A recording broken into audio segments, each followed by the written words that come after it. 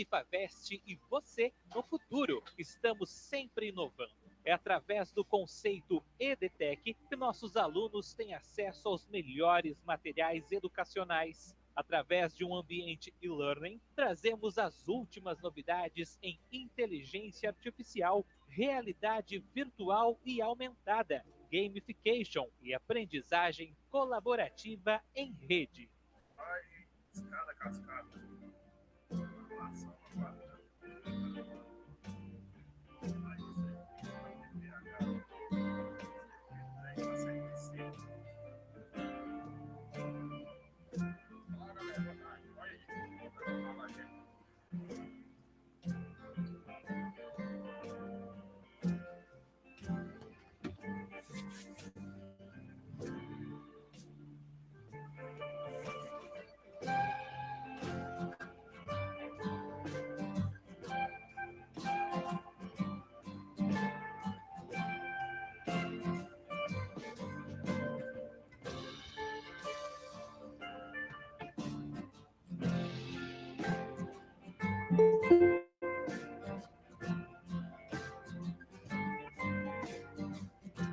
A Unifavest está entre as melhores universidades privadas do país, conforme a avaliação do Ministério da Educação e do ranking universitário Folha. O tempo não para e estamos sempre prontos para novos desafios. Obrigado por escolher a Unifavest.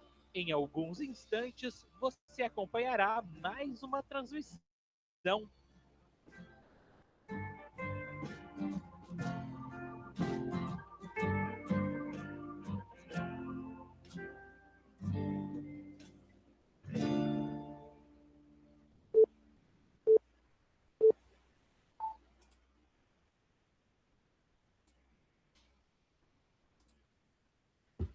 Boa noite, pessoas. Tudo bem?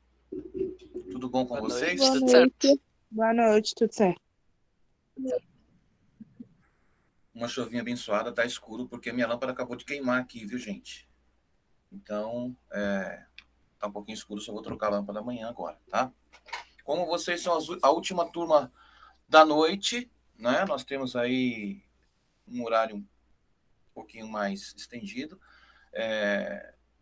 Não tem problema, vou dar uma de eletricista esse horário. Pessoas, nós estávamos falando de gestão e nós paramos onde mesmo? Alguém lembra? Alguém reviu o material? Viu o material que enviei via sala virtual? Eu não lembro. Onde nós paramos, Giovana? Nossa, professora, eu também não tô lembrando de cabeça, viu? De cabeça não. Então, se vocês dois não sabem, o Alex vai responder. Alex, diga aí, onde nós paramos? Oi? Oi? Não, agora que eu Onde foquei nós paramos, Alex? Qual foi a última coisa que nós falamos sobre gestão? Não lembro, professor. Não lembra? Sângela, sobrou para ti. Não abri material. Oh, meu Deus. Na última aula eu não abri. Eu tô no primeiro ainda, passando aula ali. Você fala muito. É muita coisa pra pôr em dia. Me desculpa, gente. Ó. Não, capaz. Mas tudo bem. Bom, pessoal, nós estávamos falando sobre o quê? Nós estávamos falando sobre auditoria, né? Para que serve uma auditoria dentro da parte da gestão, o que ela faz, o que ela não faz, não é? Nós definimos que a auditoria, na verdade, ela não é uma punição. Auditoria é uma fiscalização. Nós falamos que toda essa parte de gestão dentro de um hospital público, por exemplo, também tem participação dos vereadores, né, que fazem uma vistoria naquilo onde está sendo gasto o dinheiro público, nosso dinheiro, enfim. Tá? Então, hoje nós vamos finalizar a auditoria e nós vamos entrar num próximo tópico, também ligado à parte de gestão dentro da área da saúde e que é voltado para a área da radiologia também, do setor diagnóstico. Professor, se eu estou fazendo tecnologia em radiologia, para que eu tenho que saber referente a tudo aquilo que acontece dentro de um hospital? Simples. Você tem que saber como funciona, primeiro, porque você vai fazer parte desse sistema futuramente. tanto no público quanto no particular. Tanto trabalhando para alguém, prestando serviço, quanto com a sua própria clínica. Então, você tem que ter o conceito geral de como tudo funciona, certo? Então, esse conceito, ele tem que estar dentro da mente de vocês, porque quando vocês virem determinadas coisas acontecendo ao seu redor, no seu mundo, na sua vivência, você conseguir detectar quais são os pontos positivos, quais são os pontos negativos, o que te favorece, o que te prejudica. Isso é essencial, tá? Não é simplesmente deixar a coisa rolar e cada um cuida da sua. Não, nós temos que ter uma visão mais abrangente, tá? O curso de vocês é mais abrangente. O curso de vocês é tecnológico. Então, você tem que saber um pouco de enfermagem, você tem que saber um pouco de fisioterapia, enfim, de tudo aquilo que te cerca da administração. Você tem que estar inteirado do que está acontecendo aí. Tranquilo? Vocês estão vendo aí o material? Tem uma imagem aparecendo para vocês? Sim ou não? Aham. Muito bem. Então, nós vamos começar finalizando essa parte de auditoria e vamos falar sobre os objetivos da auditoria em si. Então, tá lá. O auditor, ele não tem uma função fiscal. Não vai multar ninguém, né? Ele vai mostrar para alguém, particular ou público, que existe irregularidades dentro daquilo que foi contratado. Ponto. Que é o que acontece na maioria dos serviços da área da saúde a níveis gerais, né? Estamos no meio de uma pandemia e você viu aí, né, a felicidade que o pessoal tinha de comprar respirador, que na verdade nem existia, né? Comprar respirador de empresas que na verdade forneciam lençóis, enfim. Vamos nem entrar nesse mérito, porque daí nós já vamos estar falando de caráter e nós não queremos entrar nessa parte até então. Então, a auditoria em serviços de saúde tem como objetivo básico o conhecimento dos contratos estabelecidos. Contrato que o Gabriel fez com determinada empresa, contrato que o Alex fez com determinada empresa, contrato que a Giovana renovou lá quando ela assumiu a gestão, né? Nós tivemos um problema em particular no Rio de Janeiro, por exemplo, que ninguém queria assumir a pasta da saúde no Rio de Janeiro. Por quê? Porque o rombo era tão grande que se ele assumisse, ele também estaria assumindo toda a responsabilidade dos erros que os anteriores fizeram. Então, ficou um bom tempo. Enquanto não assinaram um documento falando assim, olha, você não tem responsabilidade sobre o que aconteceu, sobre os milhões que foram desviados, ninguém assumiu o cargo, ninguém assumiu a função. Faz sentido, não é? Faz sentido. Então, conhecimento dos contratos estabelecidos, fazer respeitar o estabelecido em contrato entre as partes envolvidas, ou seja, usuário do plano de saúde, prestação de serviço, manter o equilíbrio do sistema e assim por diante. Dentro do setor diagnóstico, nós já comentamos anteriormente que você também vai ter que dar satisfação daquilo, de cada plantão que você assumir. Então, vamos supor que você trabalhe no setor diagnóstico, e nesse setor de diagnóstico, quando nós trabalhamos qualidade, que nós vimos qualidade anteriormente, semestre passado, vocês viram que existe uma qualidade mínima a ser seguida, e essa qualidade mínima é justamente a qual? É aquela qualidade de serviço prestado. Quantos erros aconteceram no plantão do Alex, quantos erros aconteceram no plantão do Gabriel, quantos erros aconteceram no plantão da Giovana, da Gisele, da Sângela, e assim por diante. Né? Por quê? Porque às vezes não é uma questão de suprimento físico, mecânico, material, mas é uma questão de suprimento humano. Ou seja, erros que o Alex cometeu, erros que o Gabriel cometeu, que a Giovana, que a Gisele e assim por diante. Tá? Essa parte é a principal forma. Por quê? Porque eu tenho um relatório plausível em quais plantões eu tenho tido mais erros ou menos erros, tirando a parte de equipamento. Se eu tiro toda a parte de equipamento, então o que sobra? A parte humana, essa parte humana que está errando. Certo? Então, o objetivo da auditoria é esse. Ele vai avaliar todos os contratos que foram feitos, vai auxiliar em novos contratos também. Tá? Objetivos: garantir a qualidade do serviço, porque esse é o objetivo, fazer cumprir os preceitos legais ditados pela legislação, aquilo que está dentro dos regimentos internos ou externos do Estado, ou do próprio hospital, ou do governo federal, e assim por diante. E vai atuar na fase pré-auditoria, auditoria operativa, auditoria analítica ou auditoria mista, onde está tudo junto da mesma forma. A maioria dos hospitais, eles fazem auditoria por partes. Então, eles fazem uma auditoria, por exemplo, no setor de farmácia. Vão fazer uma auditoria, vão ver se está tendo desvio de medicamento. Ou se a empresa cuja qual foi comprado o medicamento não está entregando o medicamento conforme o contrato. Outra parte, vai fazer, vamos fazer uma auditoria sobre a empresa que fornece a nutrição para os leitos, a nutrição para o setor hospitalar. Ver se o cardápio está correto, se a qualidade está correta, se eles têm cumprido a quantidade dos serviços de almoço, janta, café da tarde, café da manhã, que eles têm que fornecer diariamente, e assim por diante. Tá? Então, vou revisar, avaliar e apresentar os subsídios. Olha, aqui está faltando, aqui está sobrando, alguém está errando, ou é a empresa contratada, ou é a pessoa que está recebendo esse serviço. É isso que a auditoria faz. Ela não chega para o hospital e fala, não, olha, eu sou auditor, eu vou te multar por tantas coisas. Isso não cabe a ele. Ele vai encontrar os erros e vai apresentar os erros para uma pessoa que seja responsável sobre fazer cumprir ou não as normas e as regras dentro do setor hospitalar. Promover um andamento justo, adequado e harmonioso dos serviços médicos. Aí já existe um outro problema, que é um pouquinho mais complicado, aí é a questão de política de gestão, né? Justamente sobre o setor humano. Tem um nome específico que agora me fugiu da mente. Não é assistente social. Enfim, eu vou lembrar, depois eu volto a esse assunto. Então, ela vai lá e vai ver se a pessoa tem competência ou não para poder realizar e estar naquele meio ali. Caso ela não tenha, existem méritos jurídicos que são abertos para retirar aquela pessoa ali. Tá? Vou dar um exemplo para vocês.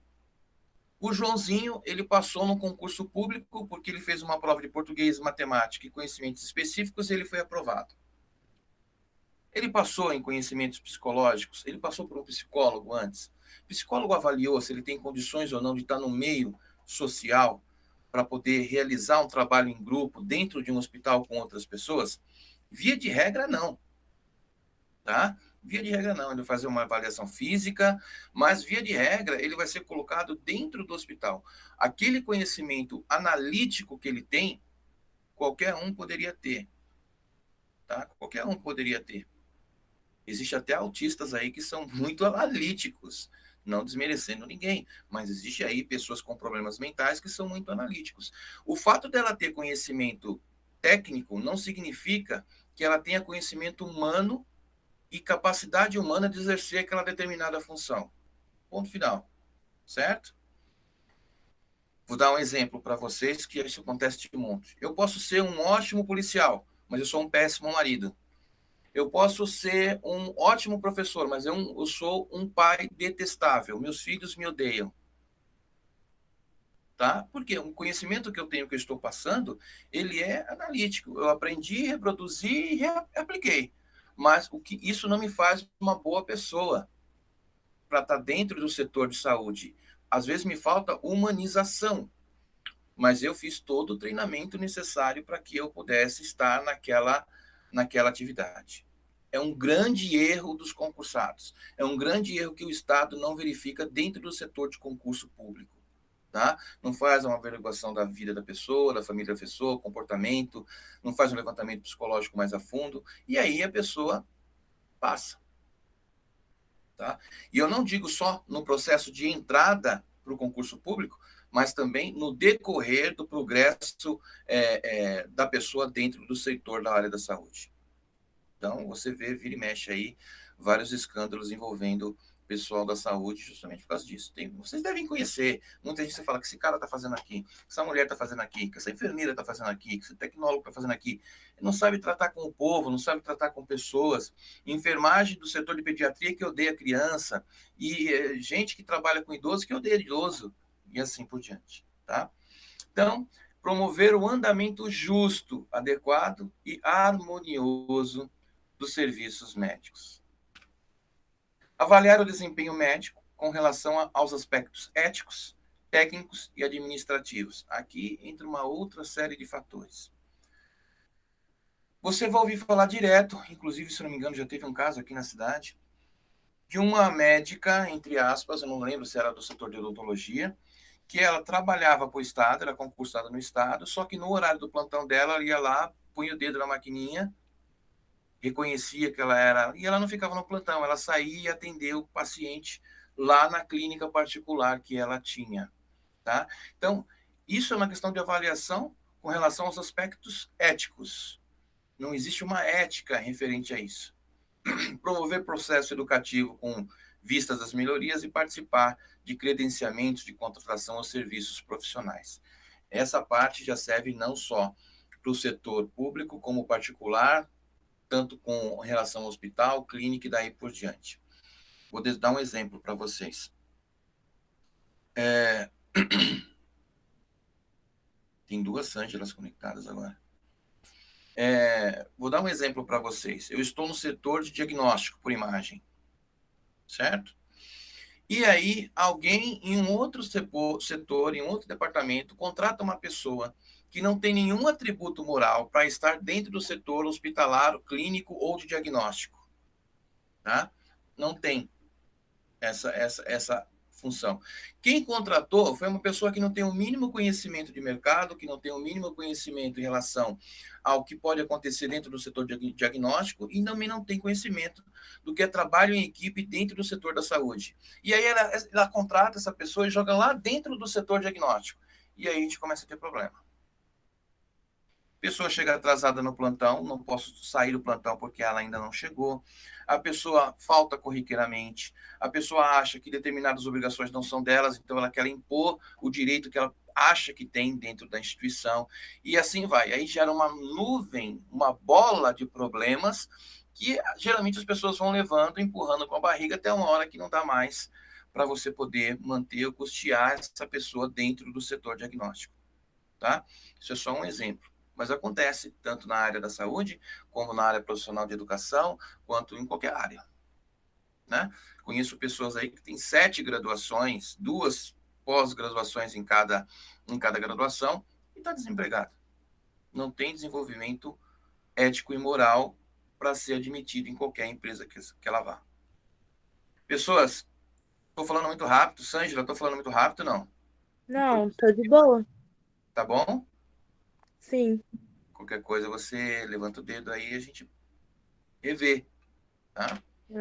Bom, então a gestão dentro do setor ético, ela vai variando de fase em fase, de setor em setor, de ambiente para ambiente, tentando que lá no final tudo trabalhe com harmonia e funcione como um reloginho suíço, né? Engrenagem com engrenagem.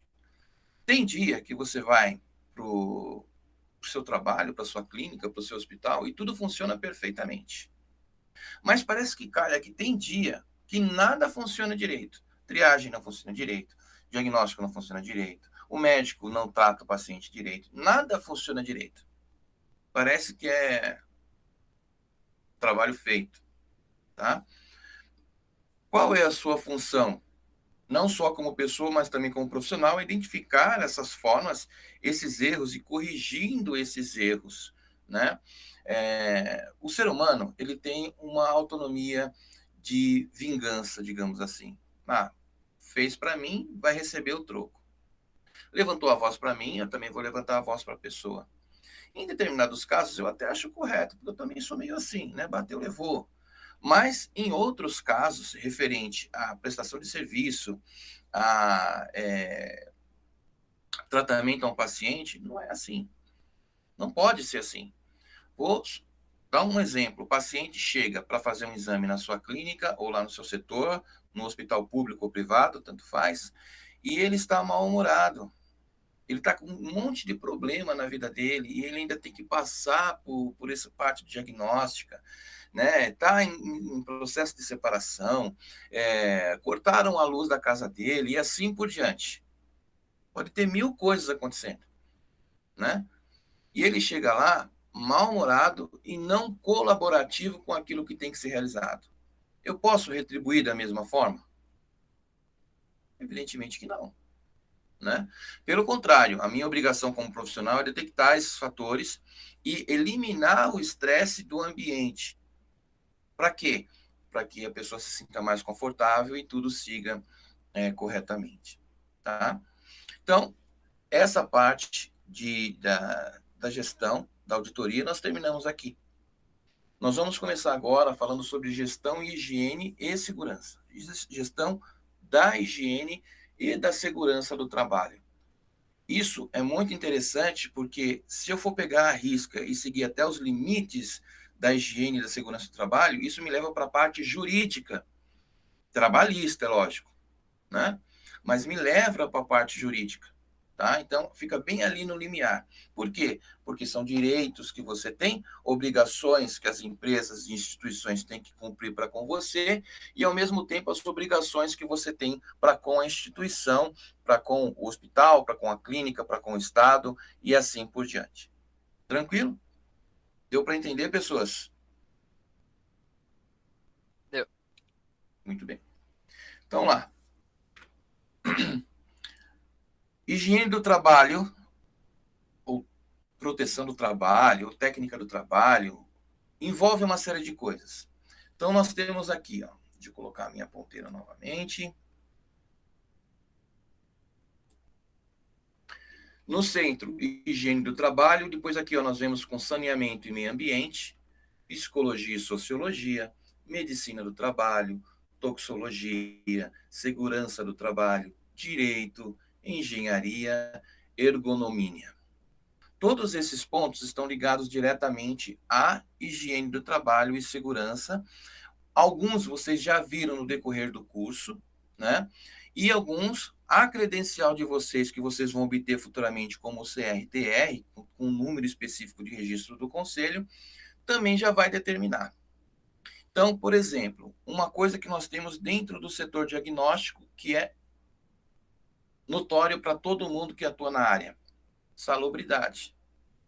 Essa salubridade de 40% se refere a quê? Se refere à periculosidade do manuseio de equipamentos que produzem radiação, seja ela X, gama, beta, alfa, ou seja lá qual for. Então, essa salubridade é um respaldo que você tem referente à periculosidade que você está exercendo determinada função. Eu vou dar um outro exemplo completamente fora da área da saúde agora. Professor do Estado. Tem professor do Estado que prefere dar aula o mais longe possível da sua área de conforto.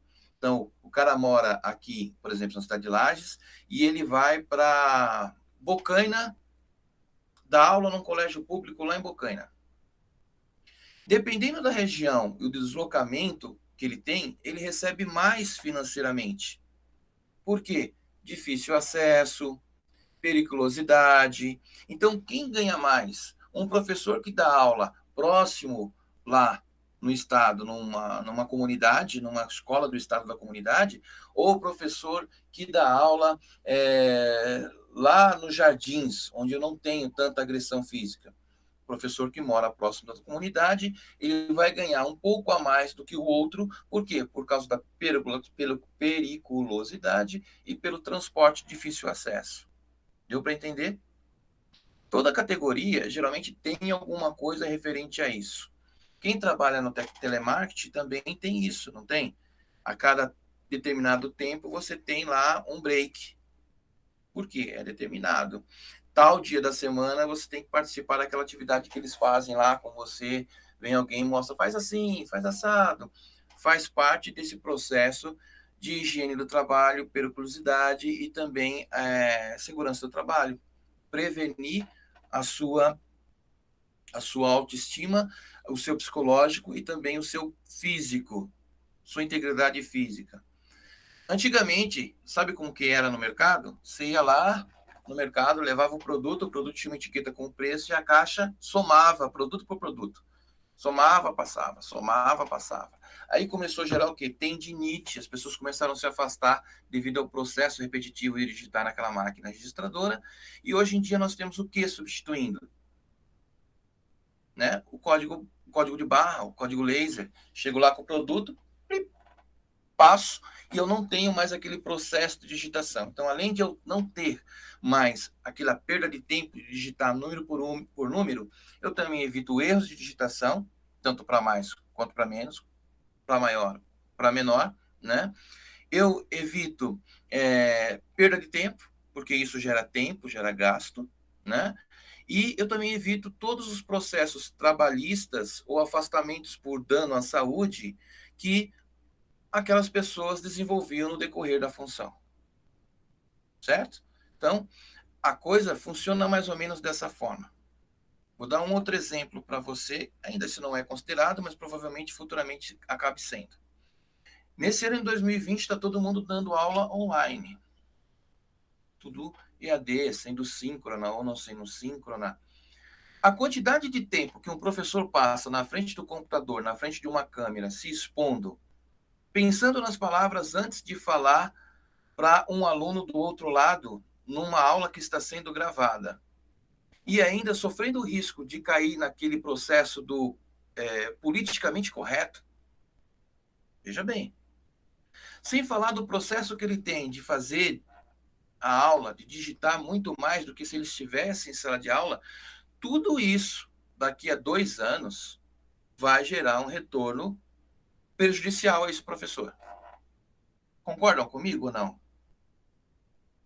Ou será que eu estou ficando doido? Fala, Gabriel. Você concorda, Gabriel?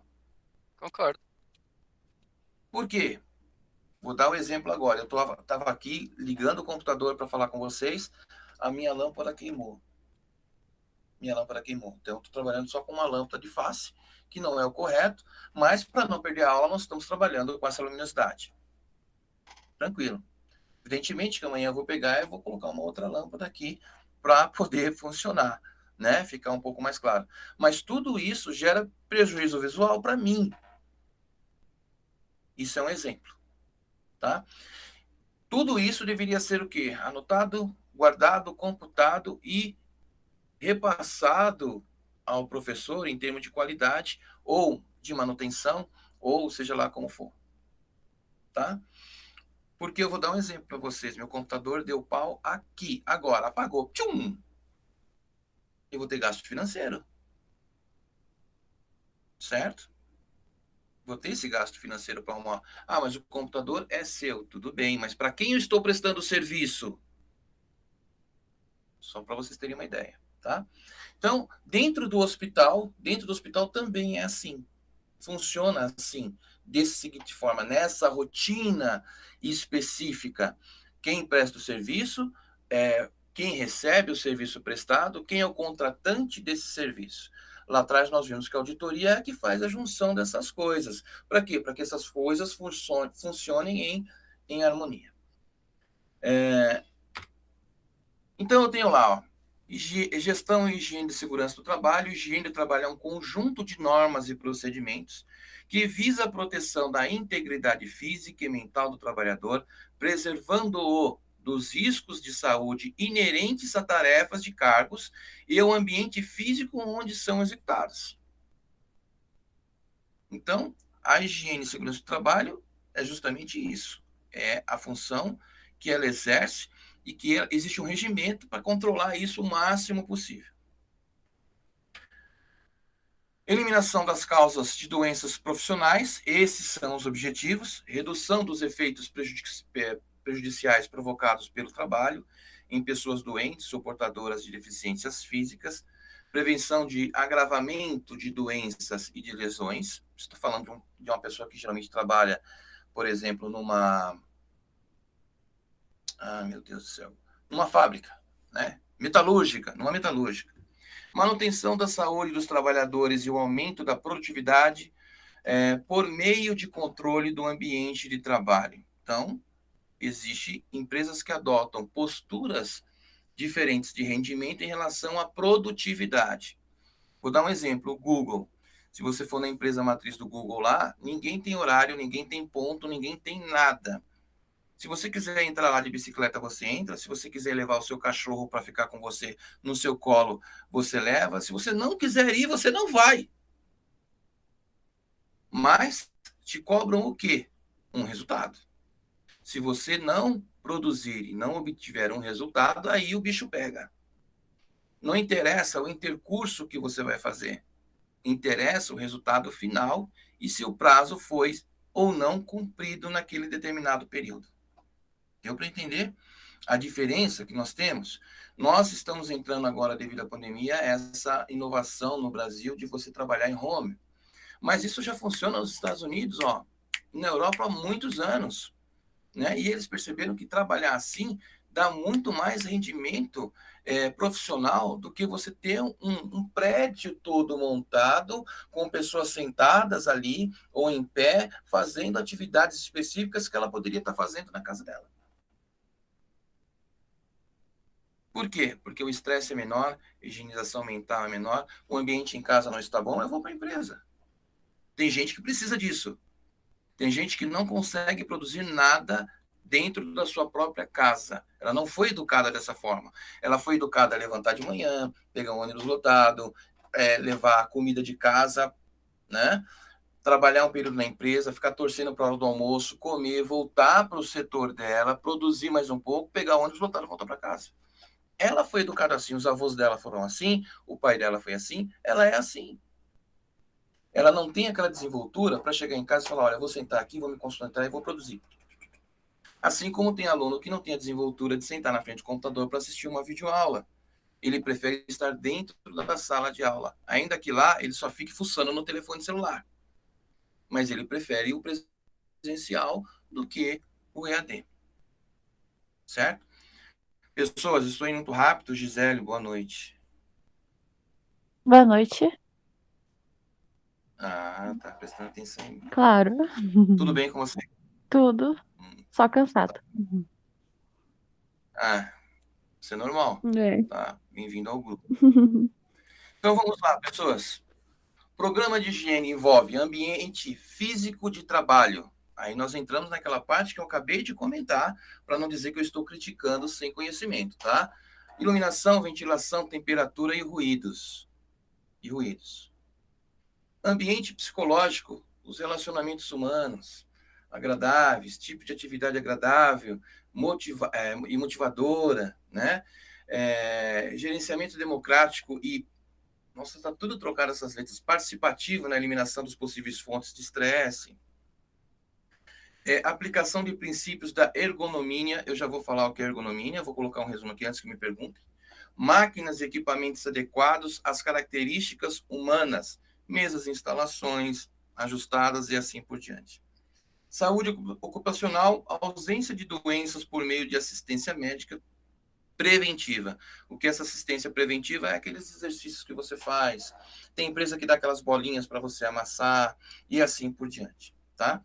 Então, ergonomia está aí, ó, é a disciplina científica relacionada ao entendimento das interações entre os seres humanos e outros elementos de um sistema e também a profissão que aplica a teoria, princípios dados a métodos para projetar a fim de otimizar o bem-estar humano e o desempenho geral de um sistema. Agora, para pensar, aquela pessoa que nós comentamos que passou no concurso público, que é completamente sistemática e analítica, ela passou no concurso público. Você acha que ela teria facilidade de se enquadrar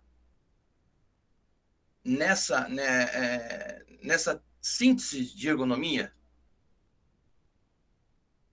Provavelmente não. E se você for ver, elas são pessoas, geralmente, que têm o mesmo perfil, elas são sozinhas, elas vêm de relacionamentos fracassados, geralmente são separadas, divorciadas, né? Nem moram com o pai, nem com mãe, nem com nenhum tipo de parente próximo, porque elas não têm ligação emocional com eles, então eles se afastam, né?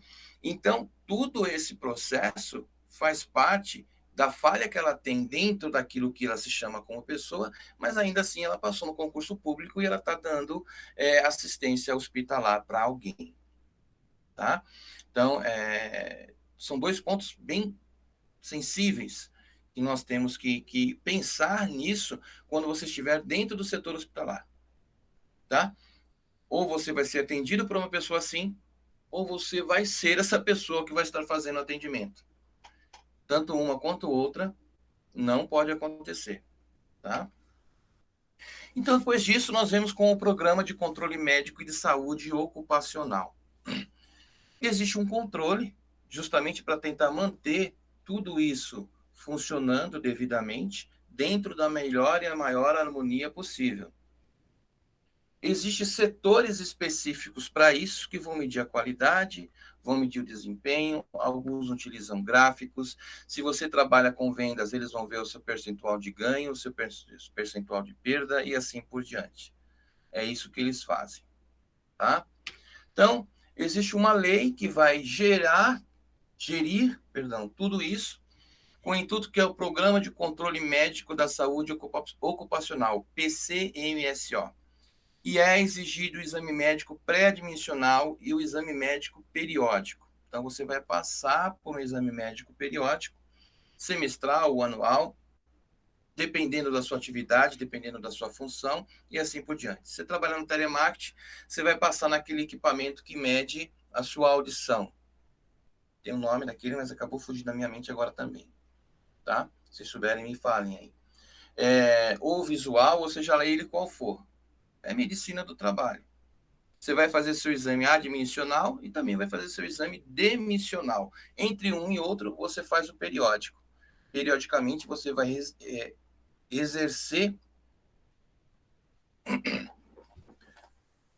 exercer essa prevenção no decorrer de tempo. Cada um ano, cada 6 meses, por exemplo, você tem que fazer. Na clínica, quando você estiver trabalhando no setor diagnóstico, a cada 6 meses, você tem que fazer um hemograma. Tem que ir lá, tirar seu sanguinho, uma empresa que mexe com segurança do trabalho, vai ver se seu hemograma está correto, se você não está anêmico, se você não sofreu nenhuma patologia relacionada à radiação, à função que você está exercendo, e assim por diante. Então, Programa de Controle Médico da Saúde Ocupacional. Saúde em relação à sua atuação. Então, nós temos uma definição. Segurança do trabalho é um conjunto de medidas técnicas, administrativas, educacionais, médicas e psicológicas, empregadas para prevenir acidentes, seja eliminar a eliminação de condições inseguras do ambiente, seja pela instrução ou pelo convencimento das pessoas para a implementação de práticas preventivas. Então, se eu não tenho uma determinada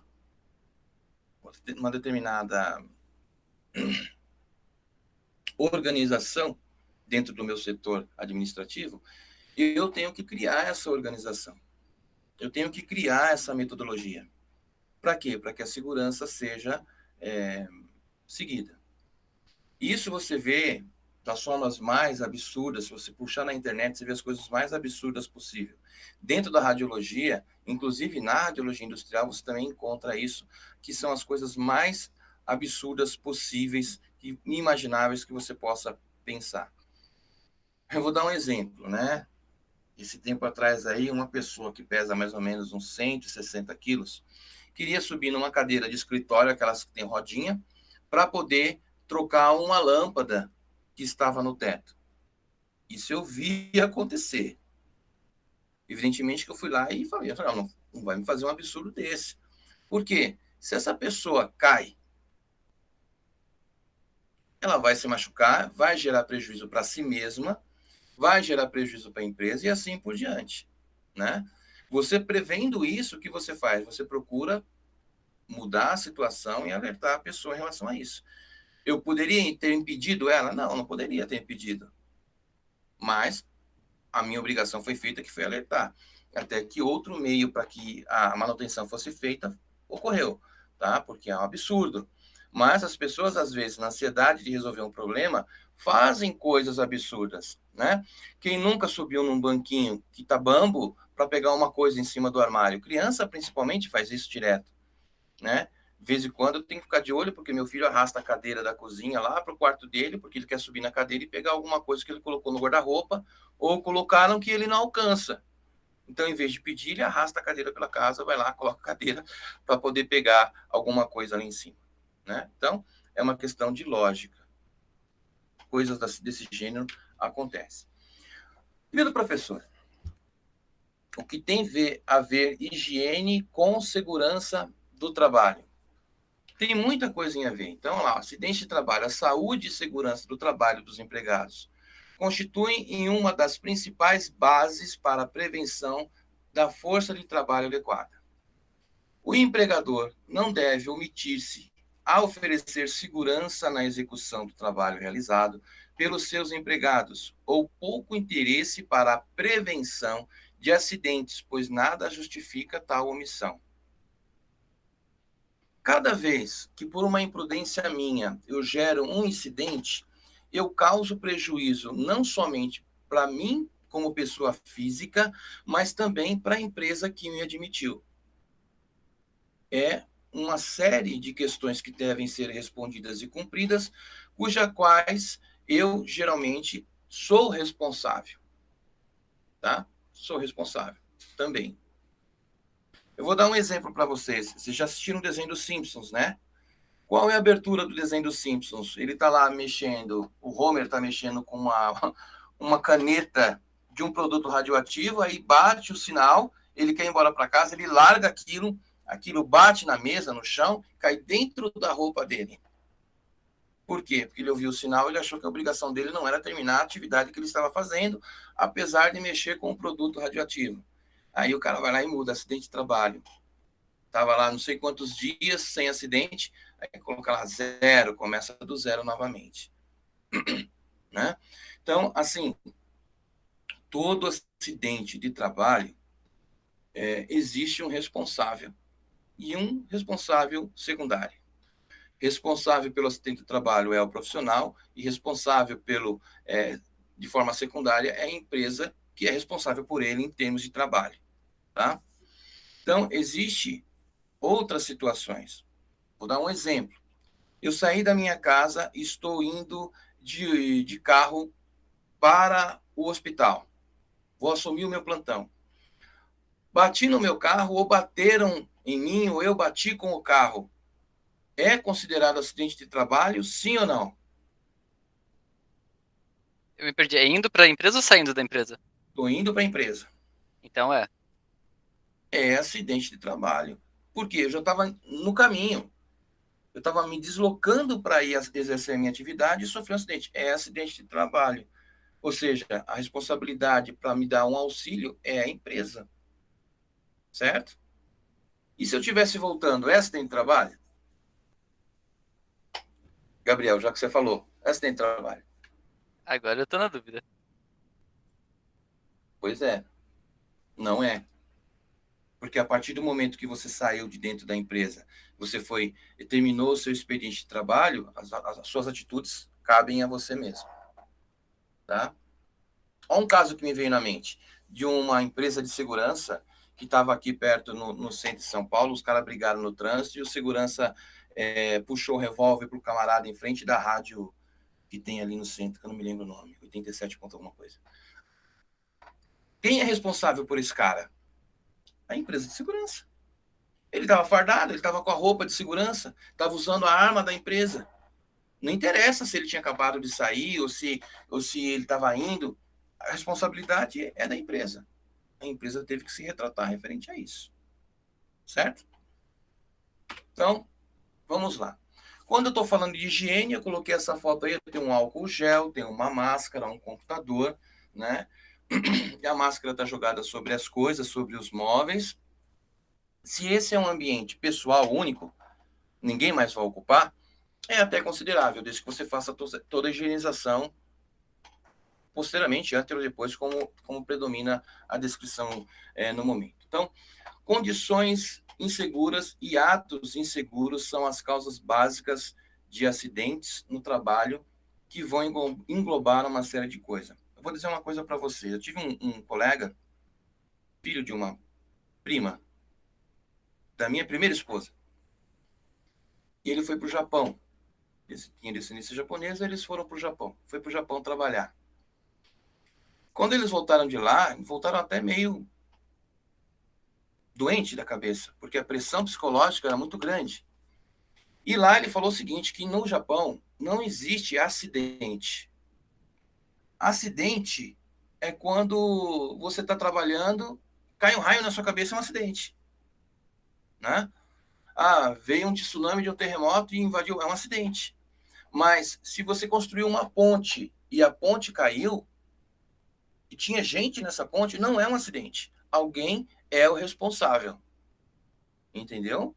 Alguém é o responsável. Aquele depósito de não sei o que explodiu lá esse tempo atrás, foi um acidente? Não foi um acidente.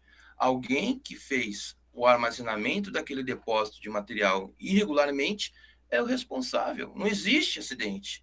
Né? Então, assim, em alguns países, acidente simplesmente não existe. Alguém é responsável pelo ocorrido. Né?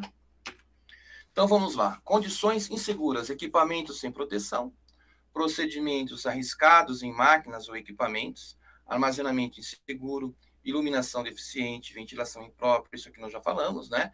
Condições físicas ou mecânicas de insegurança que constituem zonas de perigo. Atos inseguros. Aí cabe a parte da pessoa que está exercendo a função. Carregar materiais pesados de madeira inadequada, trabalhar em velocidade insegura, utilizar esquemas de seguranças que não funcionam, usar equipamento inseguro ou não usá-lo, né? Ou usá-lo inadequadamente, não usar procedimentos seguros, assumir posições seguras, subir em escadas ou em degraus depressa e assim por diante, tá? Para tudo isso, existe uma norma. Se você for subir e descer uma escada, existe uma norma para isso. Todos vocês, quando forem subir uma escada ou descer uma escada, você tem que subir pelo lado direito. Sabiam disso? Se você subir uma escada pelo lado esquerdo, está errado. É como se você estivesse andando na contramão. Você está propício a provocar um acidente, né? Ou provocar uma trombada com alguém, ou assim por diante. Tá? Se você for num grande shopping, num grande centro, e ver as pessoas na escada rolante, você vai ficar do lado direito da escada rolante. Professor, mas a escada é rolante. Não importa. Você tem que ficar do lado direito da escada rolante, porque se alguém quiser subir andando a escada rolante, é um direito dela, e ela pode fazer isso pelo lado esquerdo.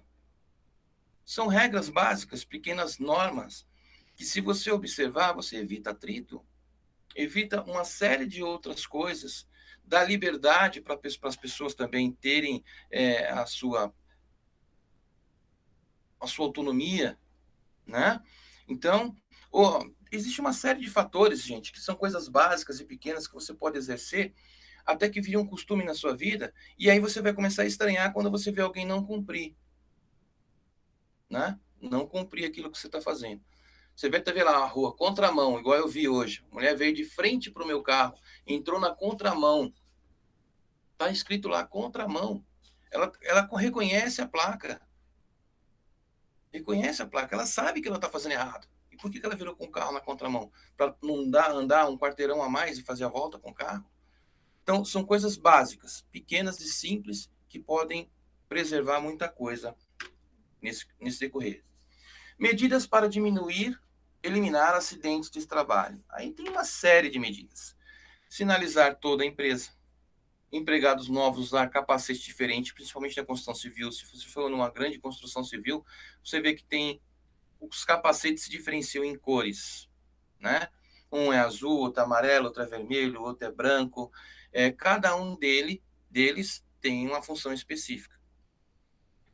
Comissão interna de prevenção de acidentes, campanha de prevenção de acidentes que pode ser realizada, kit de primeiros socorros sempre disponível, realização periódica de prevenção de acidentes no trabalho, sempre passar lá uma vez a cada semestre, uma vez por mês, verificando a prevenção, treinamento de brigada de incêndio, revisar sempre os extintores, existe um prazo, geralmente no Brasil a gente só faz a revisão quando sabe que vai ter uma fiscalização.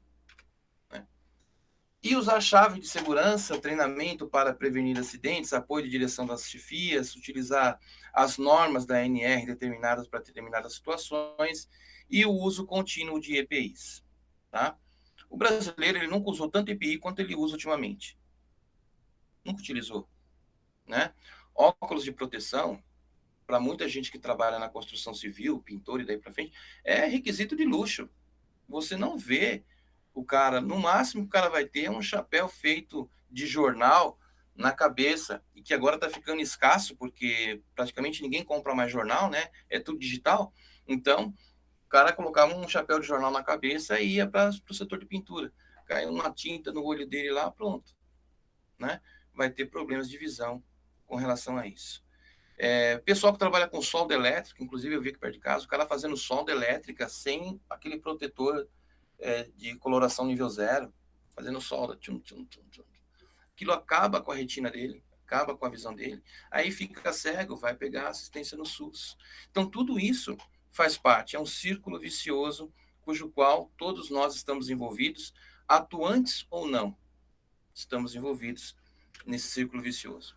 E eu coloquei aqui algumas imagens de possíveis fatores, né? Pegar o material aqui de mau jeito, sem dobrar as pernas aqui no caso, andar sem observação, deixar cair o produto radioativo no chão, pode acontecer. Perder uma das mãos numa serra elétrica, cair para trás da cadeira, isso aqui é bem comum, tá? Bem comum. Passar por debaixo de objetos, escadas ou coisas que você sabe que pode ocorrer de cair na sua cabeça, né? E mergulhar sendo que você não sabe nadar. E daí por diante, tá? Daí por diante. Tem outros fatores, a gente podia ficar falando aqui, mas não é essa a intenção. É só para que vocês entendam esse conceito de higiene e preservação da segurança de trabalho, principalmente dentro da radiologia. Tá? Vou falar para vocês um caso que aconteceu dentro do setor diagnóstico de uma empresa de medicina nuclear. Medicina nuclear, eles produzem radioisótopo. Esse radioisótopo é injetado na pessoa, por exemplo, eu estou com problema de tireoide, eu levo lá o iodo 131, a pessoa toma, contamina a pessoa e o radioisótopo fica impregnado no seu ponto de afinidade, que seria a tireoide. Enfim, o que fizeram? O que esse camarada fez? Ele estava preparando, não era tecnólogo, era um biomédico, tá? Só para alertar vocês. Estava trabalhando na capela com produto radioativo e todo com máscara, com óculos bonitinho, com a luva, com a touquinha, paramentado, jalequinho, todo bonitinho. Trabalhando lá atrás da capela, né? Tá trabalhando com radiação beta, se não me engano. E aí, o que aconteceu? Tocou o telefone. Ele pegou o telefone, colocou a mão no bolso, tirou o telefone, falou. Colocou o telefone em cima da mesa, voltou a trabalhar com o produto. Aí entrou alguém na sala, pediu uma caneta, ele tirou a caneta do bolso, passou para a pessoa preencheu um formulário, devolveu a caneta para ele, colocou a caneta no bolso, normal. Tirou todos os seus aparatos, ele foi sair na hora do almoço, tirou e colocou as luvas dentro do... Fez o descarte das luvas, fez o descarte da máscara, tudo bonitinho, né? Pegou o telefone e saiu falando com o telefone da sala novamente. Quando foram verificar qual era o grau de contaminação desse profissional, ele estava todo contaminado. A boca dele estava contaminada com a tampa da caneta que ele tinha mexido no produto radioativo, emprestado para outra pessoa e colocado no bolso novamente. Então, ele contaminou não só a boca dele, quanto a outra pessoa que pegou na caneta. O telefone dele estava todo contaminado e o rosto dele também, porque ele pegava o telefone toda hora e segurava o telefone com o ombro, colocando em contato o produto radioativo que estava no telefone juntamente do seu rosto. Aí ele saiu da sala para ir almoçar, tirou todo o aparato, foi lá e beijinho no rosto de um, beijinho no rosto de outro. No final das contas, tinha umas 3 ou 4 pessoas contaminadas com o produto radioativo dentro da empresa, apesar de ele ter usado todos os EPIs, e também toda a sala estava fluorescente com o produto radioativo que ele estava preparando atrás da capela. Por quê? Porque existe um método, um processo que você deve seguir. Existem empresas que não permitem que você, por exemplo, utilize telefone celular, né? Há muitas empresas, inclusive, não permitem que você fique no WhatsApp o tempo todo. Você está trabalhando e mexendo no WhatsApp ao mesmo tempo, tá? Isso distrai, gera problemas, gera erros e também não é higiênico, tá? O celular, hoje em dia, Da mesma forma que você higieniza suas mãos, você também tem que higienizar o telefone celular. Passar o alquinho lá, fazer a higienização e, novamente, reutilizar, tá? Tô de luva, tem que responder um WhatsApp. Acabei de atender um paciente, aonde que eu vou colocar a mão?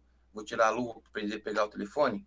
Às vezes não. Às vezes eu uso com luva mesmo, depois que usei, eu tenho que fazer a higienização do equipamento celular também.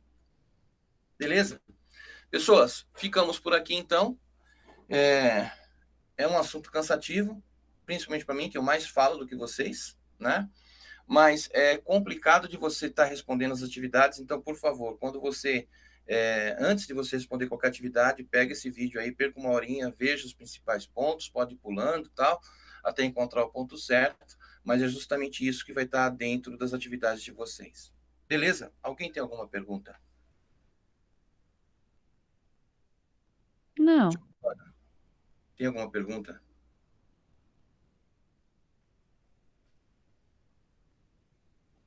Ninguém? Vocês estão aí ainda? Sim.